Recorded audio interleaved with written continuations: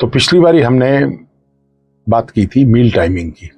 अब उससे आगे बढ़ते हैं इस एपिसोड में। नेक्स्ट एपिसोड जो है, आपने आई होप कि सारे ग्लाइसेमिक इंडेक्स नोट कर लिए होंगे और थोड़ा सा ग्लाइसेमिक मैट्रिक्स के बारे में भी समझ लिया होगा। धीरे धीरे चल रहा हूँ, जल्दी नहीं कर रहा, क्योंकि इसमें जल्दी करने से मैं नहीं चाहता हूँ कि कोई चीज़ आप मिस करें। सब चीज़ें इंपॉर्टेंट हैं। तो GI अलोन इज मिसलीडिंग। मैं रिपीट कर रहा हूँ, GI अलोन इज मिसलीडिंग। आप उसको समझना है बाकी चीज़ों के कंटेक्स्ट में। एग्जाम्पल है वाइट राइस। वाइट राइस का GI बहुत ज़्यादा है, 70 से ऊपर जाता है, और इसका सब्स्टिट्यूट लोगों ने बनाया है कि ब्राउन राइस और रेड राइस, लेकिन बहुत फर्क नहीं है, 5-7 का फर्क आता है। हाँ, एक्चुअली जो फर्क आता है राइस में वो आता है ब्लैक राइस में। और इंसिडेंटली इसमें एक बड़ी मजेदार किस्सा है कि ब्लैक राइस जो चाइनीज ओरिजिन से है, उधर ईस्टर्न स्टेट्स में ज़्यादा होता था हमारे, तो वो बहुत कम पैदा होता था। तो इसको कहते थे फॉरबिडन राइस। अब फॉरबिडन वर्ड से लोगों को शक पड़ता है कि कहीं जहर तो नहीं उसमें। नहीं, जहर नहीं था। ये इतना अच्छा था कि राजाओं वहाँ के जो उस वक्त थे, उन्होंने पब्लिक को खाने के लिए बैन कर दिया था कि ये सिर्फ हमारे खाने के लिए है। तो इतनी इंपॉर्टेंट चीज़ें आप मिस नहीं करिए, आप भी खाइए उसको। चलिए, अब राइस की बात कर रहे थे। तो राइस को अकेले तो आप बहुत कम लोग खाते हो। राइस के साथ आप दाल भी मिक्स करते हो और उसमें घी भी डालते हो थोड़ा सा, और उससे पहले आप सैलेड भी खाते हो या खाना चाहिए। अब ये सब चिल मिला के एक्चुअल ग्लूकोज स्पाइक जो है उसको बिल्कुल काफी नीचे ला सकता है और लाता है। अब वाइट राइस के बारे में भी इस और आगे चर्चा करेंगे, लेकिन एक सबसे सिंपल एग्जांपल दिया था मैंने ग्लाइसेमिक मैट्रिक्स का, कि कैसे एक हाई GI आइटम को आपने हाई फाइबर के साथ मिक्स करके, और साथ में दाल जिसका ग्लाइसेमिक इंडेक्स लो है, और दाल भी प्रेफरेबली छिलके वाली, या राजमा या चने, ठीक है ना। तो ये ग्लाइसेमिक मैट्रिक्स में आपका एक फूड थाली रेडी हो जाती है जिसको आप खा सकते हैं। अब कंपोनेंट जो इसमें होते हैं ग्लाइसेमिक मैट्रिक्स में, मेनली हम फोकस करते हैं कि कार्बोहाइड्रेट्स पे, और फिर उसके बाद हम आ जाते हैं फाइबर्स पे, और फिर प्रोटीन्स उसको कैसे मिक्स करते हैं। देखिए, ज़्यादातर जो मैंने एग्जांपल्स लिए हैं वेजिटेरियंस लिए हैं, लेकिन आप इसको वेजिटेरियंस को आप दूसरों चीज़ों से सब्स्टिट्यूट कर सकते हैं कि दाल के साथ आप नॉनवेज भी उसको रिप्लेस कर सकते हैं, या सोयाबीन भी कर सकते हैं उसमें, या अंडा भी कर सकते हैं, क्योंकि ये सारी चीज़ें ना स्लो एब्जॉर्प्शन वाली हैं। इनमें से फास्ट एब्जॉर्प्शन कोई, नॉनवेज जो है मटन चिकन वगैरह भी स्लो एब्जॉर्प्शन में है। तो अब ग्रॉसली जो है हाई ग्लाइसेमिक इंडेक्स में वाइट राइस आता है, मैदा आती है, रोटी आती है, और आलू आते हैं, जो आमतौर से चर्चा में रहते हैं। और लो GI में रहता है रागी, बाजरा, बारले और दालें। तो ये सब लो उसमें आ जाती हैं। अब एग्जाम्पल तो आपको दे ही चुका हूँ, लेकिन उसको समझना भी जरूरी है, प्रैक्टिकली इम्प्लीमेंट करना है कि चावल के साथ आपको मिक्स करना है। और कई लोग नींबू वगैरह भी मिक्स करते हैं, वो भी फायदा करता है।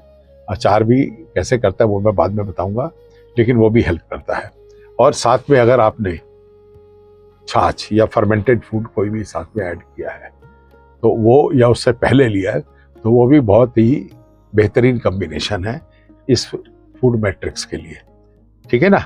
तो एग्जाम्पल जैसे मैंने बताया कि खीरा खाया, गाजर खाई, या पत्ता गोभी, या लटूस लिया, या प्याज लिया, या टमाटर लिया, ये सब आप सैलेड में खाने के से पहले लीजिए, और उसके बाद आप दालें का इस्तेमाल करिए या सब्जी का इस्तेमाल करिए। Mix vegetable is better than single vegetable, and ये सब मिल के खाने का ग्लाइसेमिक इंडेक्स कम करती है। और ऑब्वियसली जब मिक्स वेजिटेबल बनती है तो थोड़ा ऑयल भी इस्तेमाल होता है। आटे में ब्रान मिक्स करिए, यानी चोकर जो है उसको मिक्स करिए, बहुत जरूरी है। प्योर मैदा नहीं खाना है तो कैसे खाना है वो भी बताऊंगा मैं। तो आपका कॉम्बिनेशन हो गया रोटी, सब्जी, सैलेड, और जो इसमें स्पाइक है वो एकदम नीचे आ जाएगा। अब रोटी में अगर आपने थोड़ा सा घी लगा दिया तो आफत नहीं आ जाएगी। बहुत लोग घी बिल्कुल नहीं खाते, मैं भी बहुत टाइम तक बिल्कुल नहीं लगाता था, लेकिन उसके थोड़े से घी लगाने का हमारा ट्रेडिशनल जो एक डाइट में था, हमारे माँ बाप खाते थे। और ये भी हम समझते हैं कि ये जो बीमारियां आई हैं पिछले 60-70 साल में ज़्यादा आई हैं, और उससे पहले बीमारियां इतनी नहीं थी। हाँ, हमारा ओवरऑल लाइफ स्पैन बढ़ा है, that is because of the quality of health care.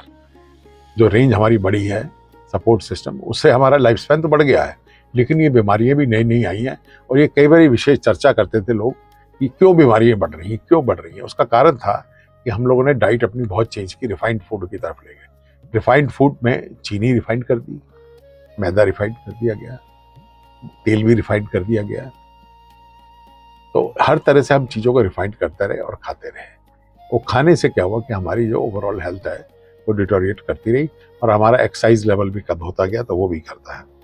तो अब कार्बोहाइड्रेट का इफेक्ट हमने समझ लिया। अब प्रोटीन्स कैसे इसको रिड्यूस करते हैं। अब प्रोटीन में हमारे पास दाल है मोटी मोटी, पनीर भी आता है उसमें, दही भी आती है, स्प्राउटेड दालें भी आती हैं, स्प्राउटेड चना भी आता है। और ये सब चीज़ें जो प्रोटीन है, आप इनको जब चावल के साथ या रोटी के साथ मिक्स करते हो तो वो स्पाइक नहीं आएगा। तो इडली, अब इसको थोड़ा सा साउथ इंडियन उसके फूड फ्लेवर की तरफ ले जाते हैं कि जो इडली है प्लेन आप नहीं खाते, इडली के साथ सांभर लेते हैं, और सांभर जब बनता है तो उसमें इमली का रसा डालते हैं, तभी तो सांभर की रेसिपी पूरी होती है। अब ये जो सांभर के में सब्जी है और इमली बीच में डलती है, ये सांभर की और इडली के ग्लाइसेमिक इंडेक्स को कंट्रोल करती है। ठीक, तो कहीं ना कहीं हम लोगों की ट्रेडिशनल डाइट में पहले से सब चीज़ों का इंतजाम था जो मैं आपको बता रहा हूँ। मैं तो सिर्फ इतना कह रहा हूँ कि आप वापस ट्रेडिशनल इंडियन डाइट पे जाइए। फैट कंपोनेंट को बिल्कुल अवॉइड करने की कोशिश नहीं करिए, ये इंपॉर्टेंट है।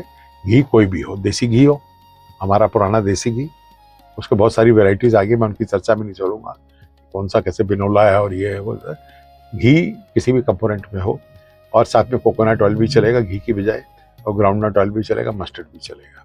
रिफाइंड ऑयल के बहुत फेवर में नहीं हूँ मैं। ये सब चीज़ें आप अगर थोड़ी थोड़ी क्वांटिटी में, स्मॉल क्वांटिटी में, हाँ क्वांटिटी आपको हर चीज़ की लिमिट करनी है, चाहे वो चावल है चाहिए। अब आ जाते हैं कि इसको, मैदे को या रोटी को कैसे हम इसको कंट्रोल करें। More processed, more refined, more fine, बहुत बारीक आटा, वो भी हाई ग्लाइसेमिक इंडेक्स में चला जाता है, और जितना रिफाइंड होगा मैदा होगा। चोकर आपने निकाल दिया। बड़ी इंटरेस्टिंग बात है ना कि आप आटा लेते हो जिसमें चोकर कम होता है और बारीक लेते हो, फिर बाजार से जब आप चोकर खरीदने जाते हो वही कंपनी आपको आटे से 4 गुना रेट पे वो चोकर बेच देती है। बेवकूफ बन गए ना हम सब कि हमारा ही माल हमें बेच रहे हैं रिफाइन करने के बाद। कोई बात नहीं, चलिए ये था, इसको आप करेक्ट कर सकते हैं कि अब हमें ये आ रहा है कि पूरे आटे की रोटी खानी है और मैदा नान अवॉइड करना है, और मैदा नान खाना भी है तो हम उसको कैसे खाएंगे। अब मोटा आटा अगर आप इस्तेमाल कर सकते तो अच्छा रहेगा। पहले जो पत्थर की चक्की का आटा होता था वो मोटा होता था, फिर ये जो लोहे की मशीनें आ गई और मशीनों से निकल के आ रहा है ब्रांडेड आटा, ये काफ़ी बारीक होता है, इनका ग्लाइसेमिक इंडेक्स ज़्यादा है, अच्छा नहीं है हमारे लिए। तो ये तो हो गया मोटा मोटा फूड प्रोसेसिंग पे। अब इसके बाद हम नेक्स्ट एपिसोड में हम लेंगे कि कुकिंग और कूलिंग इफेक्ट कैसे खाने की ग्लाइसेमिक इंडेक्स पे असर डालते हैं। तो रिवाइज भी कर लेते हैं थोड़ा सा कि फूड मैट्रिक्स इंपॉर्टेंट है, उसको समझिए, और चैनल को सब्सक्राइब भी कर दीजिए। अपने स्टेटस पे डाल सकते हैं तो डालिए, नहीं तो लोगों के साथ शेयर करिए। ये इंपॉर्टेंट है कि लोग इसके बारे में जानकारी करें। तो मैं जानकारी आपको दे रहा हूँ, ये नॉलेज तो है लोगों के पास, लेकिन ये इस तरह शेयर नहीं हुई जैसे मैं आपको बता रहा हूँ, और ये इंपॉर्टेंट है कि आप खाने को एंजॉय करें।